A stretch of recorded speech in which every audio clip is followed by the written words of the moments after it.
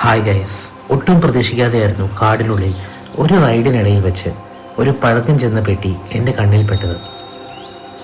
ഉള്ളിൽ എന്താണെന്നറിയാൻ ഞാനൊന്ന് തുറന്നു നോക്കി.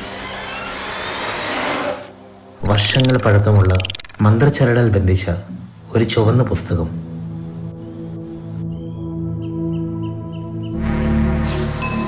ആ പുസ്തകത്തിനുള്ളിൽ മാന്ത്രിക ജീവികളുടെയും മനോഹര സ്ഥലങ്ങളുടെയും അവയിലേക്ക് എത്തിപ്പെടാനുള്ള വഴികളുമായിരുന്നു.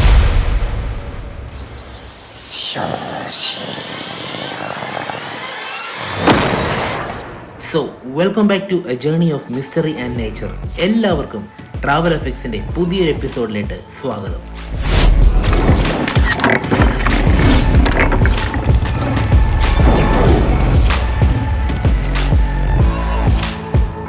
സോ ഇന്ന് നമ്മൾ പോകുന്നത് നിങ്ങൾക്ക് എല്ലാവർക്കും അറിയാവുന്ന ഒരു ലൊക്കേഷനിലേക്കാണ്. കേരളത്തിൻ്റെ വാഗമൺ. വെറുമൊരു യാത്രയല്ല കേട്ടോ, അവിടെയാണ് മാന്ത്രിക പുസ്തകം പറഞ്ഞ രണ്ടാമത്തെ മോൺസ്റ്റർ. തണുത്തുറഞ്ഞ വാഗമൺ പൈൻകാട്ടിൽ അലഞ്ഞു നടക്കുന്ന ദുരാത്മാവ്, ദ ഗോസ്റ്റ് ഓഫ് വാഗമൺ.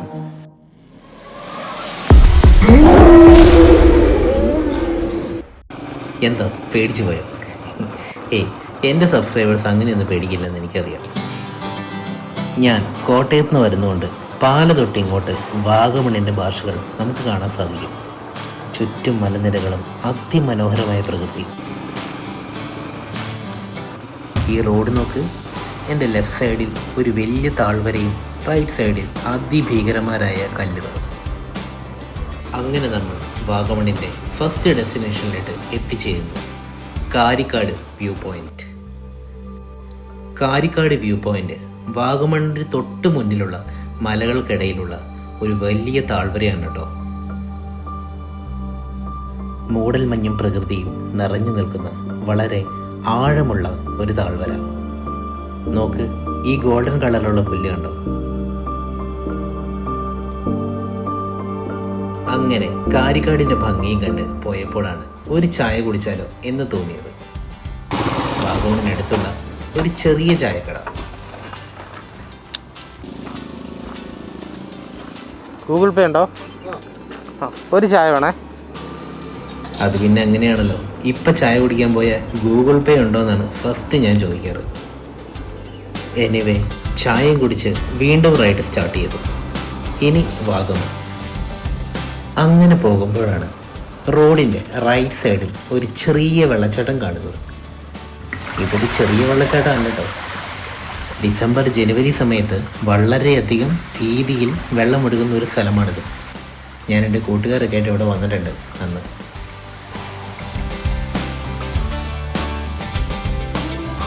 അങ്ങനെ കുറച്ചു നേരം അവിടെ ചില്ലടിച്ചതിന് ശേഷം വീണ്ടും യാത്ര. എൻ്റെ ക്യാമറ കണ്ടോ? മുഴുവൻ മൂടൽ മഞ്ഞാണ്.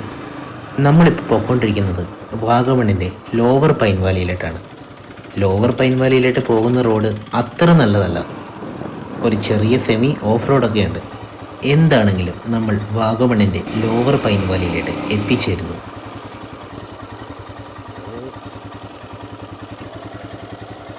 കുറച്ച് വെയിറ്റ് ചെയ്തതിന് ശേഷം പൈൻ വാലിയിലോട്ട് കടക്കാനുള്ള ഫസ്റ്റ് ടിക്കറ്റും എടുത്ത് ഞാൻ കാട്ടിലോട്ട് നടന്നു.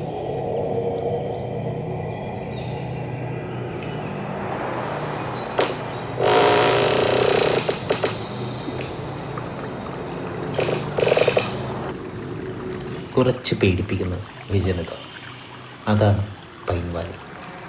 ലെഫ്റ്റ് സൈഡിലൂടെ ഒരു ചെറിയ അരുവി ഒഴുകുന്നുണ്ട്. അരുവിയുടെ ചെറിയ ശബ്ദവും നമ്മൾ എൻട്രി ചെയ്യുമ്പോൾ തന്നെ നമുക്ക് കേൾക്കാം. റൈറ്റ് സൈഡിൽ പൈൻകാടിൻ്റെ തിങ്ങി നിൽക്കുന്ന പ്രകൃതിയും.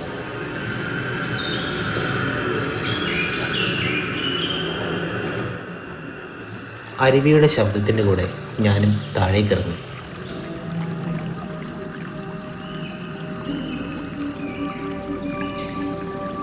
താഴേക്ക് ഇറങ്ങിയ സമയത്തായിരുന്നു ഒരു ചെറിയ പൈൻക കണ്ടത്. എൻ്റെ വൈഫിനത് ഭയങ്കര ഇഷ്ടമാണ്, അതുകൊണ്ട് ഞാൻ എടുത്തു. മുൻപ് കണ്ട ആ ചെറിയ വഴി ഇറങ്ങി ചെല്ലുന്നത് അരുവിയുടെ പൂർണ്ണമായ രൂപം കാണാനാണ്.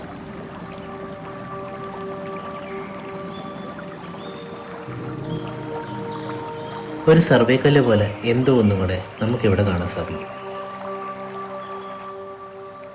അരുവിയുടെ കൂടുതൽ അടുത്തേക്ക് പോകാമെന്ന് വെച്ചു. അത് അവിടെയാണ് ഞാൻ എൻ്റെ ബാഗൊക്കെ വെച്ചിരിക്കുന്നത്. എത്ര മനോഹരമായിരിക്കുന്നു അല്ലേ? നോക്ക് ഗൈസ്, ഇവിടെ നിറച്ച് പ്ലാസ്റ്റിക് കൂടാണ്. Please don't do this. സാക്ഷരത ഉണ്ടായിട്ട് എന്താ കാര്യം? മിനിമം സിവിക് സെൻസ് ഉള്ള ഏതെങ്കിലും ഒരാൾ ഇങ്ങനെ ചെയ്യുമോ? ഈ പ്രകൃതി ഇത് നമ്മുടെ അസറ്റാണ്, നമ്മുടെ നാടിൻ്റെ. Please don't do this.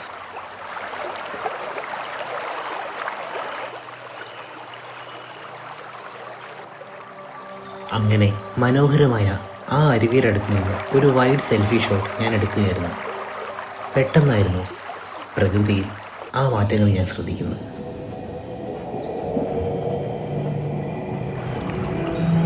അരുവിയിലെ വെള്ളത്തിനൊടുക്ക് സാവകാശം കൂടുന്നു. പ്രകൃതിക്കിടയിൽ നിന്നും എന്നെ ആരോ ശ്രദ്ധിക്കുന്ന പോലെ. ഞാൻ കാണാൻ കാത്തിരുന്ന കാഴ്ച, ദ ഗോസ്റ്റ് ഓഫ് വാഗമൺ.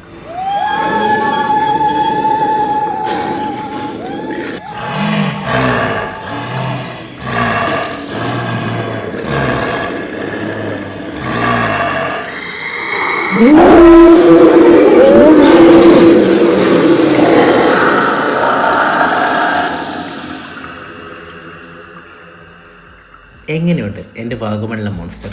ഇത് AI ഒന്നും അല്ല കേട്ടോ. വരും എപ്പിസോഡുകളിൽ വാഗമണിലെ മോൺസ്റ്ററിനെ അല്ലെങ്കിൽ പ്രേതത്തിനെ ഞാൻ എങ്ങനെ ക്രിയേറ്റ് ചെയ്തു എന്നുള്ളതും ബ്ലെൻഡറിലുള്ള അതിൻ്റെ വർക്കും അതിൻ്റെ വിഷ്വൽ എഫക്ട്സിനും ആനിമേഷനെ പറ്റിയാണ്. So Akhil Narayanan signing off. Stay tuned on traveller.